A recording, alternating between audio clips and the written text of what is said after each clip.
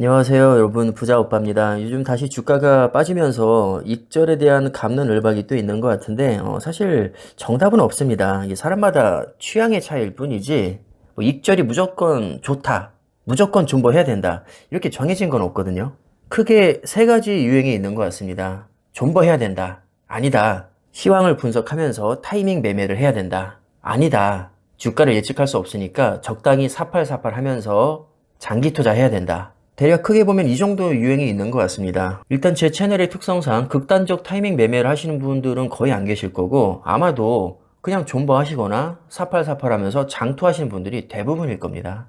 근데 이게 웃긴 게 뭐냐면 따지고 보면 현금 비중을 조절하면서 존버하는 거나 사팔사팔 하면서 장투하는 것이나 기본 마인드는 거의 똑같습니다. 사팔사팔 자체가 사실 부정적인 어감이 있긴 하지만 뭐 이게 따지고 보면 부분 익절하자는 얘기거든요.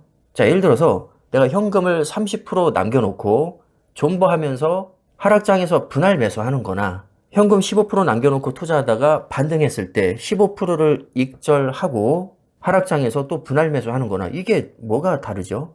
똑같습니다. 결국 말장난이라는 거고 조삼모사입니다. 뭐 익절을 하는 것은 진정한 의미의 장기 투자가 아니다. 뭐 굳이 이렇게 깎아내릴 필요 없고요. 야, 하락장이 뻔히 예상되는데 왜 미련하게 존버하고 있냐? 당연히 뭐 익절을 하든 손절을 하든 시황 봐가면서 대응을 해야지. 굳이 이렇게 말할 필요도 없습니다. 어차피 미래는 아무도 모르는 것이고 각자 취향대로 그냥 투자하면 그만이거든요. 저 같은 경우는 익절을 하는 스타일은 아니지만 익절의 어떤 장점에 대해서는 공감하는 바입니다. 익절의 가장 큰 목적은 결국 현금 확보거든요.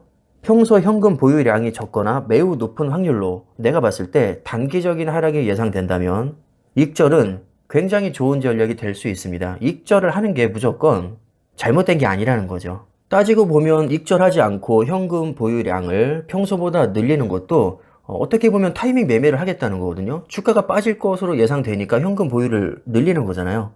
만약에 무조건 오른다. 그럼 현금을 한 푼도 남겨둬서는 안 됩니다. 이것도 어느 정도는 타이밍 매매를 하겠다는 겁니다. 뭐 미국 주식은 세계 최강이니까 무조건 오르기만 한다. 정말 이렇게 생각한다면 뭐하러 여유 자금으로 하고 뭐하러 분할 매수를 합니까?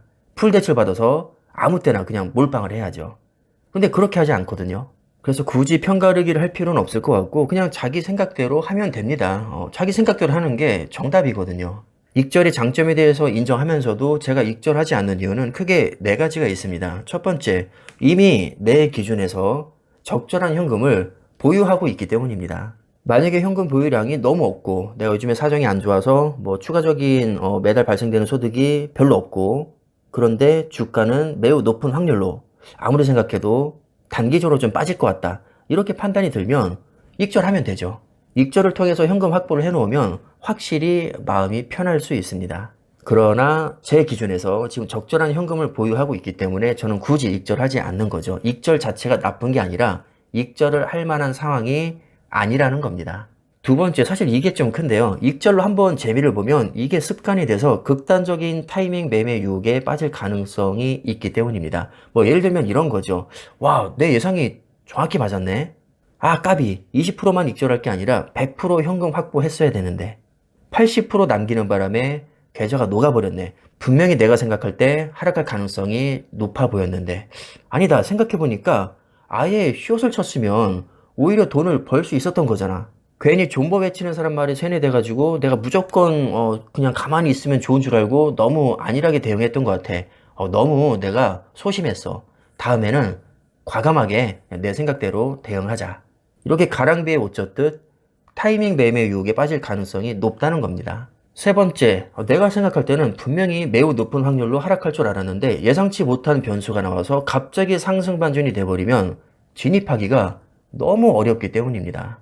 예를 들면 러시아 우크라이나 전쟁이 갑자기 끝난다든가 아니면 갑자기 연준에서 금리 인하를 앞당긴다든가 미중 간의 갈등이 갑자기 해소돼서 둘이 협력을 한다든가 뭐 수많은 변수가 있겠죠. 8,000원에 재진입하려고 만원에서 익절을 했는데 9,000원까지 빠졌다가 갑자기 12,000원이 돼버리면 이거 매수할 수 있나요?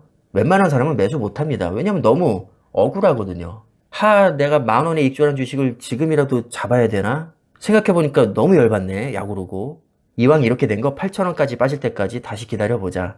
자, 그런데 이렇게 망설이는 사이에 갑자기 15,000원까지 올라버리면 이거 살 수 있나요? 더 못 삽니다.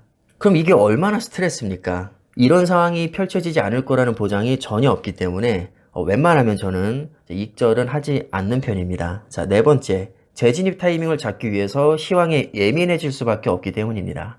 본래 목적은 현금 확보였지만 의도치 않게 강제 노동을 하게 될 수 있다는 거죠. 결국에는 익절을 내가 한 이상 유의미한 저가에 재진입해야 한다는 압박감이 생기게 되고 이 자체가 스트레스로 다가올 수 있다는 거죠.